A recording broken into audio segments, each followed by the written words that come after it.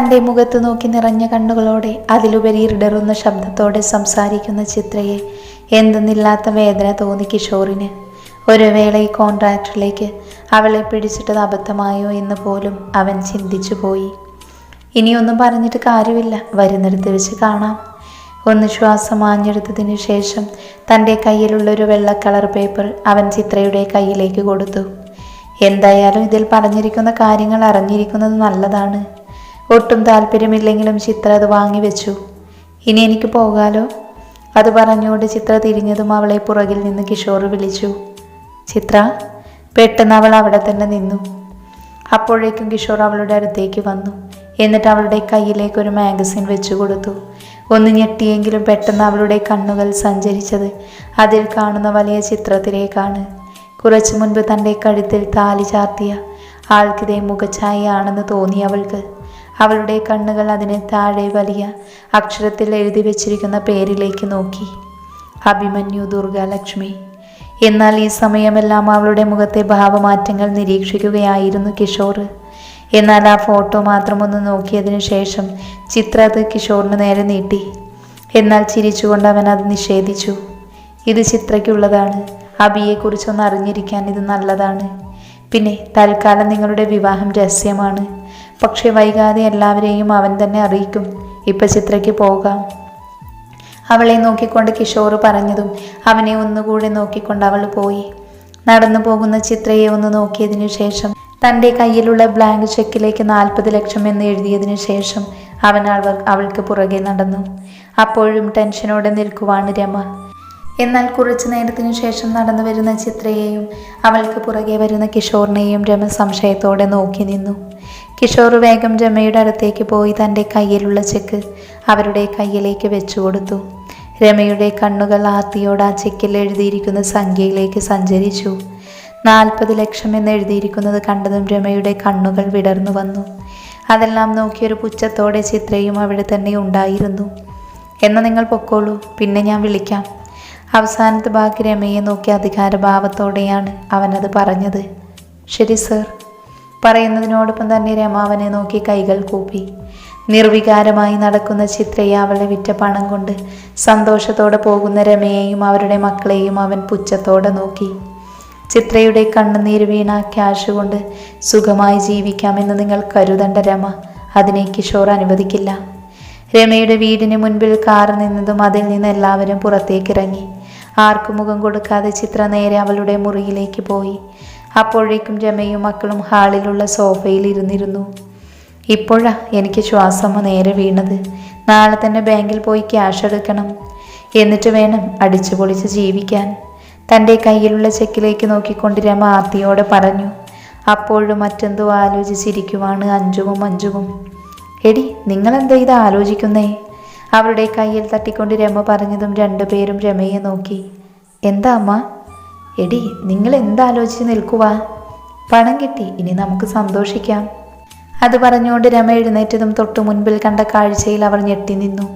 തൻ്റെ ബാഗും സാധനങ്ങളും എടുത്ത് വീട് വിട്ടു പോകാൻ തയ്യാറായി നിൽക്കുന്ന ചിത്ര. ഒരു വേള അത് കണ്ട ചെറിയമ്മയുടെ മുഖം മാത്രമല്ല, അഞ്ജുവിൻ്റെയും മുഖത്തും സംശയം നിറഞ്ഞു. നീ എങ്ങോട്ടാ ചിത്രേ? അതും ഈ ബാഗും സാധനങ്ങളും എല്ലാം എടുത്തുകൊണ്ട്? ഗൗരവത്തിൽ ചിത്രയോട് അത് അന്വേഷിക്കുമ്പോൾ അവൾ ഈ വീട് വിട്ടു പോയാൽ തനിക്ക് കിട്ടിക്കൊണ്ടിരിക്കുന്ന വരുമാനം നിലച്ചു പോകുമെന്നുള്ള ടെൻഷനായിരുന്നു രമയിൽ. അവരെ നോക്കിക്കൊണ്ട് ഒട്ടും പതറാതെ ചിത്ര അവർക്ക് മറുപടി കൊടുത്തു. ഈ വീട് വിട്ടു പോകുവാണ്, ഞാനിനി ഹോസ്റ്റലിൽ നിന്നോളാം.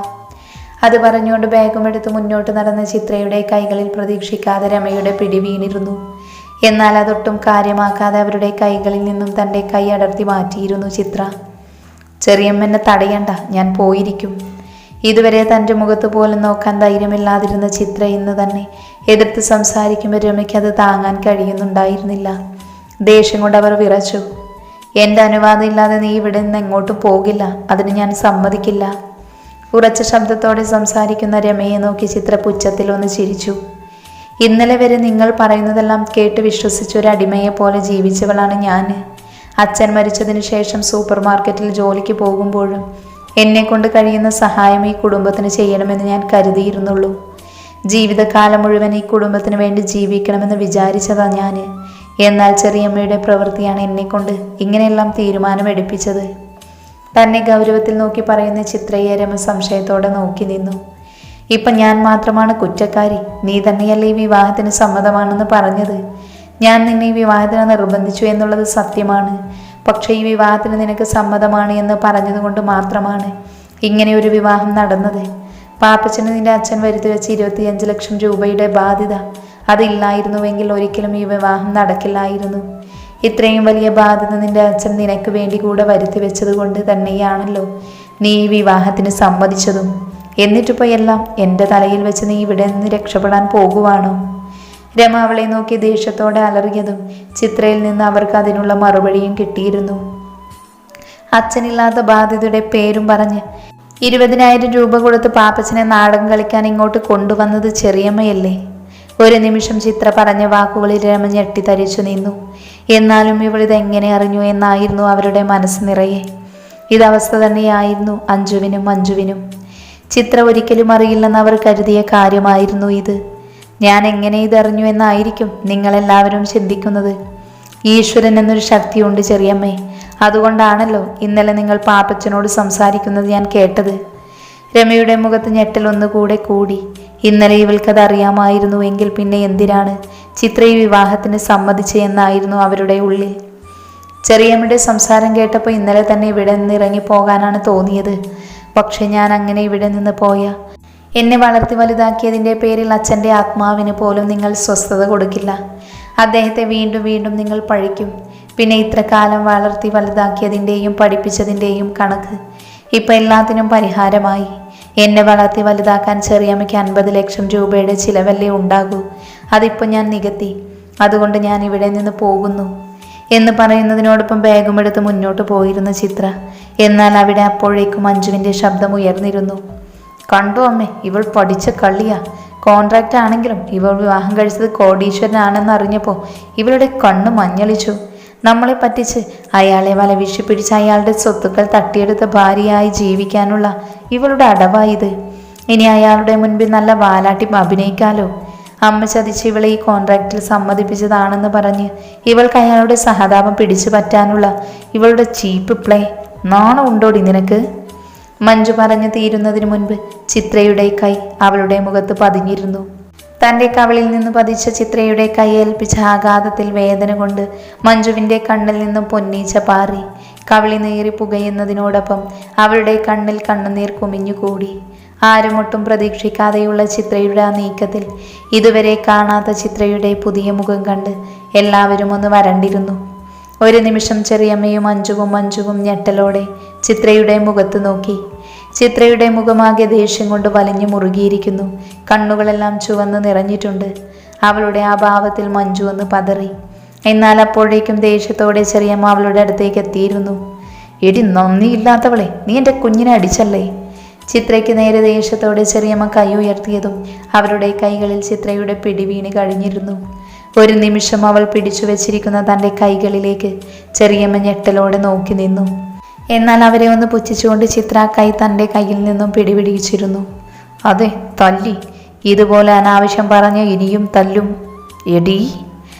അവളുടെ വാക്കുകൾ കേട്ട് ദേഷ്യം നിയന്ത്രിക്കാനാകാതെ ചിത്രയെ നോക്കിക്കൊണ്ട് ദേഷ്യത്തോടെ രമ വിളിച്ചെങ്കിലും അത് കേട്ടതായി പോലും ഭാവിക്കാതെ വീണ്ടും ചിത്ര സംസാരിച്ചു തുടങ്ങിയിരുന്നു. ചെറിയ മലറണ്ട. ശരിക്കു പറഞ്ഞാൽ ഈ അടി തരേണ്ടത് നിങ്ങൾക്കാ.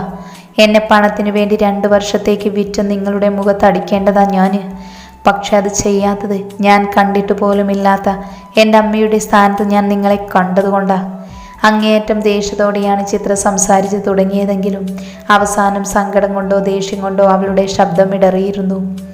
എന്നാൽ അവളുടെ മറുപടിയിൽ തിരിച്ചൊന്നും പറയാൻ പോലും കഴിയാതെ വിളറി വെളുത്തു നിൽക്കുകയായിരുന്നു ചെറിയമ്മയും മക്കളും. ഇത്രയും കാലം ഈ വീട്ടിലൊരു ജോലിക്കാരിയെ പോലെ ഞാൻ പണിയെടുത്തു. അച്ഛൻ മരിച്ചതിന് ശേഷം പുറത്ത് ജോലിക്ക് പോയി ഞാൻ കുടുംബം നോക്കി. അപ്പോഴൊക്കെ ഞാൻ കരുതിയത് ചെറിയമ്മയുടെ ഉള്ളിൽ എവിടെയെങ്കിലും എന്നോട് ഇത്തിരി ഇഷ്ടം ഉണ്ടാകുമെന്നാണ്. എന്നാൽ എന്നേക്കാൾ ചെറിയമ്മയ്ക്ക് എത്രയോ വലുത് പണമാണെന്ന് മനസ്സിലാക്കാൻ ഞാൻ വൈകിപ്പോയി. ഇനി എന്തായാലും ഒരടിമയെ പോലെ നിങ്ങൾക്ക് വേണ്ടി പണിയെടുക്കാൻ എനിക്ക് മനസ്സില്ല. അതുകൊണ്ട് ഞാൻ പോകുന്നു.